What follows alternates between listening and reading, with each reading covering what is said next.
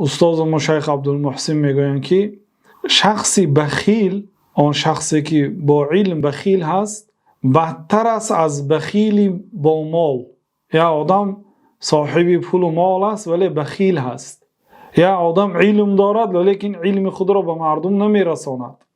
علم دارد، او اهل است که به مردم علم دهد، لیکن علم خود را تعلیم نمیده. این نه بخیل است. این بخیلی در علم است، آن بخیلی در مال است. با اتفاق علما مذمت بخیلی در علم بزرگتر است از بخیلی در مال گفتن.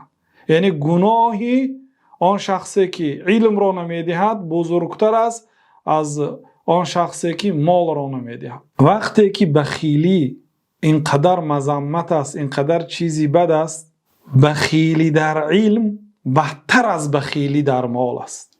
و ابن القیم در دوامش یک بیت گفتن که و یظهر عیب المرء فی الناس بخله و یستره عنهم جمیعا سخاؤه.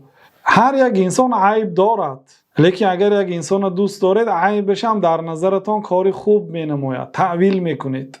میگن که و یظهر عیب المرء فی الناس بخله. عیب یک انسان را در نزد مردم بخیلیش آشکار میکند. عیب پنهان شده بخلش به مردم نشان میدهد به جای اینکه پنهان کند.